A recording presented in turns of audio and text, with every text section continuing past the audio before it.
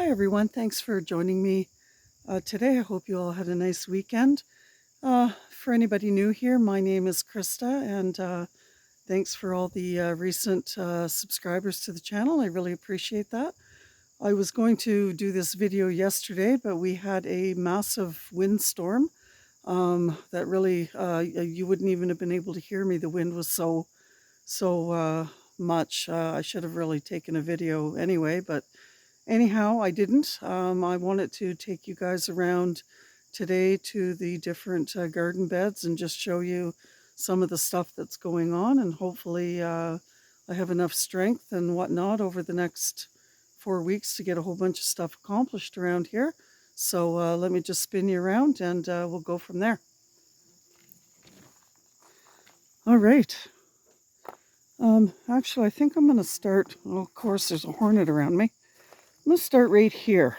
Right down here, you can see the little stick that used to be right here, used to be the Great Scott. That was the only lone survivor that Mark from Gang Gang and Peanut, Two Peas in a Pod, had sent me. These are, anyway, it was mowed right down. This is the Midnight Roma that Allie sent me, and there's another Midnight Roma right there. They were literally mowed right down to the stem, and the Midnight Romas are starting to make a little bit of a comeback. So let me just get around here. I don't know. I highly doubt that they're going to amount to too much. This is a kidney bean that seems to be doing okay, and it's got lots of buds and flowers, and you can see that the Midnight Roma is struggling, and it's still, for the one area that I thought there would be hardly any pest pressure would be this area. It was the one that I had the most. So here's the bottom. I believe this is not 100% sure, I'd have to look at my notes, but I think it's a black crim, and you can still see where it's still getting eaten, and I don't honestly know what's eating it. I was blaming it on the, a couple weeks ago I had seen a groundhog underneath my shed. Here's another spot that's just been eaten, right? But I do see there's a little tomato right there, so that's starting to grow. And here's a couple more sticks, like something's just really mowing down on it. And this one's struggling.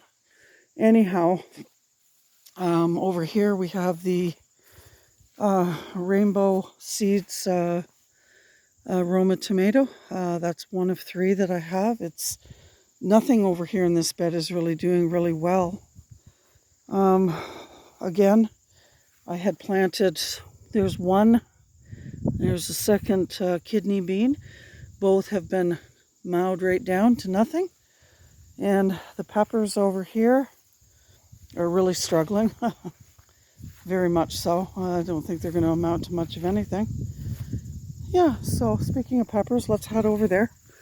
I noticed with the wind damage, you guys, I'm going to try, and you see how the canopy above the raised beds is leaning? The wind was so strong. I'll show you once I get in there. But right here on this side, you can see it's leaning. It broke the galvanized screw right off the 2x4 in there. So that's pretty severe. And this is just a mess. Yeah, my garden beds are all a mess. All right, peppers. Well, they're flowering. They're producing fruit. Starting to produce fruit, I should say. And here's one right here. Isn't that a pretty thing? It's a pretty sight. They look how wobbly they are. And this one, I need to get a stake over here because it's, but look at the purple flowers all over that. So anyway, this is the purple cayenne peppers on this side. And I seen this pepper yesterday, and cayenne peppers do not go upward. So I got to doing some research about it, and apparently the only upward facing sort of peppers are called, and I'm probably going to butcher this name, but they're called Miraso, Mira, or Mirasol, Mirasol, which is in Spanish apparently means looking at the sun. So it's a variety of peppers that basically are Mexican, South American chili peppers, and they're known for growing upright. So obviously this seed packet was supposed to be all cayenne peppers, and that certainly is not. So let's just go in here, take a look, and they're beaten up, right? They're looking pretty shaggy because the wind was so bad. Another thing, so this is the mystery pepper right here. Now I call these crinkly leaves. And I've been doing some more research about that. And this is the one lone overwintered pepper that survived inside. It's look at all the buds and everything on it. It's just polluted with buds. And anyway, here's a pepper, guys. And I mean, for anybody that knows anything about peppers, that to me looks like a ghost pepper. So anyway, to make a long story short, the research that I've done suggests that pepper plants are not supposed to have crinkly leaves like this. And if they do have crinkly leaves, that means there's something wrong. It's lacking some nutrition of some sort, or underwater, too much sun, whatever. But as you guys can see, these are all healthy looking. I mean, I've got beautiful new growth coming out on them, despite the fact that we've been pretty much in a drought all summer. And in particular, the past 4 weeks, it's been brutal. And these guys have literally, I've been coming out and literally hand watering them, not with a watering can, but, you know, each plant's kind of getting like 1 cup every, well, they got a drink yesterday, 1 cup, and that was the first time all week. So anyway, so it's got all kinds of buds on it, flowers. This one here's got lots of purple flowers, which tells me that that's a cayenne pepper, right? Purple cayenne pepper. So we'll see. I guess that's the thing about peppers, is that there's all kinds of mysteries with them. And who knows what's in the pack. But anyway, here we go. I'm just going to tour you around here. This one here is all leaned over. This is doing some leaning as well. Let me see. And there's still lots of buds. I was going to come out and do some more scent spraying for the pollinators to come find them, but we are actually supposed to get some rain today. Or tonight, I should say. So anyway, enough of that coming out of here. This is the pumpkin patch. And I have pumpkins everywhere, guys. Like, wow. So there's a pumpkin down there. There's one up in there. And this is me spraying it with lavender and orange. There's another pumpkin. I gotta watch where I step here. There's gonna be pumpkins everywhere. Yeah. There's another one here that was pollinated. So the pollinators definitely come when you spray them. There's 1, 2, 3, 4, 5 pumpkins on that particular limb. There's another one in here. I think you guys can see it. Anyway, there's only 3 plants here, guys, and that's going to be enough. I came out with the whippersnipper, or the weed whacker, I guess, and I was trimming all around here, and I didn't get to finish it. As I said, we've been in a drought, and the temperatures have been brutally hot, and I can only come out and be out here for short lengths of time, like from about 8 in the morning if I'm feeling up to it to around noon. And then that's it. So the reason I'm bringing you out here, oh, and my lawnmower started working. So it gave me about 30 minutes of a mow. So I came out here along the driveway. I'll turn around here in a minute and show you. I came out here and mowed the driveway, but you can see just by the grass, it's just all brown, right? So this is what I wanted to show you. And I noticed it starting, probably about 3 weeks ago. But these are, these bushes here are called burning bushes. And in the fall, their foliage turns red if they've had at least a minimum of, I think it's 6 to 8 hours of sunlight per day. Well, that's not a problem this year. And yeah, it's all full of weeds and out there, and I'm just not on top of it this year, guys. But I wanted to show you that at least here in New Brunswick, Canada, I'm getting an early fall. And all my ornamental grasses, I mean, they turned this 3 weeks ago. And they don't normally turn like that. The tops or the tassels or whatever are usually green until fall rolls around, and then they turn.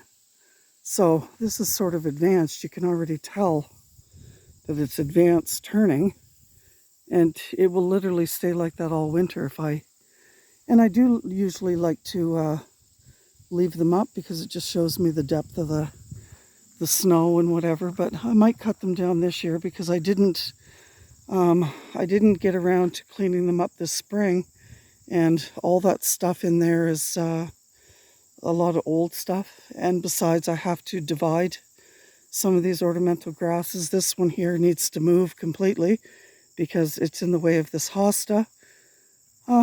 Yeah. Anyway, so I got a little bit of mowing done. And it's not supposed to rain until around 6, I guess. So, here, there you go, Tones. I got one of 4 pear trees planted. So there's one, and it seems to be doing okay. There's my, oh gosh, what the heck is the name of it, Donna? I'm trying to think. Anyway, I got 3 of them. Oh, I practiced it before I got here too. It's not a hydrangea, it's a, I can't think of the name, guys, sorry. But anyway, they haven't bloomed. There's one that looks completely different to the way I planted it last year. They look like they're going to bloom. Why can't I think of the name of them? Anyway, there's 1, 2, and the 3rd one over there. And no, I haven't done anything with this garden bed, except for, here's the 2nd pear tree right there, so that's where it's going. And I just wanted to show you too, before I get rid of a whole bunch of this, when you're looking at a piece of property, you can tell just by the arborous growth here, all the trees that are, all the little saplings that are coming up, that this property used to be forest. It used to be forest. Now, over on that side of the driveway, it's a lot tamer over there with grasses and wild grasses and things like that. But it wouldn't take very much for it to go back to a forest, that's for sure. So anyway, that's a different topic for a different day. But I just wanted to show you, before all these saplings disappear, just what it looks like. And it wants to go back to a forest, right? And that's where the 2 trees were taken down last year. And you can see that it's trying to grow back. And then here is 3 of 4 pear trees, one right there. I had a volunteer nasturtium come up, and there's another little one. The bee balm, I don't think it's going to bloom this year, but seems to be doing okay. My hydrangea bloomed. It's looking quite pretty. Oh, and I had a couple of viewers ask me what this bush was right here. So I guess before I leave, this is from my limited knowledge, it is a white phlox. And it's really overcrowding the hibiscus. That's what they're called, hibiscus. There we go. I remembered it finally. Anyway, it's overcrowding it, and so either I have to move a hibiscus and leave this here, or move this. And I did try and collect what I thought was some seeds late last fall and planted them over beside the house, but I would have to do some research. Obviously, this must only propagate through the root system underground, because the seeds didn't come up. And just more of the ornamental grasses and the stage of what they look like, right? This is like almost like late fall kind of a look. So it just goes to show you. So it's been so hot here that the all of the weed barrier that I put down, which was supposed to have been, heavy duty cloth weed barrier, as you can see, is totally disintegrated with the sun. And then the wind yesterday just pulled it just everywhere. I've got pieces of cloth everywhere. And so let me just walk in through here. Yeah, like there's a piece of cloth there. I'm only leaving these pepper plants here in the straw bales as a lure, I guess, for pests, because they've just been overridden all year with nothing but pests gnawing on them, chomping on them. And let me see, these ones all right here were replaced like a second time. I put in new ones. So anyway, it didn't go so well for me. Here's some more of and the wind just knocked down all of and I'm just going to leave them down because obviously I'm in a very windy location, and it's going to do more damage for me to put them back up again. So here's another look at the pathway, and just mangled. It's, these are the onion chives that I cut a few weeks ago, and I showed you guys those. They're all right back up again. These are what's called Hopi squash, Hopi squash. There was 5 seeds that were given to me. Thank you, Jennifer. And unfortunately, so they're doing okay. Two of the 5 are, and then two are sort of doing all right. And what they're going to do this year. This guy lost a limb in the windstorm yesterday, and they're down on the ground. So that just goes to show you how much wind we had. This is the 4th and final pear tree that I put there. The strawberry rhubarb did not come up in these, and all of my Roma tomatoes have like dropped. They've fallen. It might even be in my best interest just to let them fall, because the winds have just been, anyway, they are starting, some of the tomatoes are starting to blush. I'll show you more of that on the other side, I guess.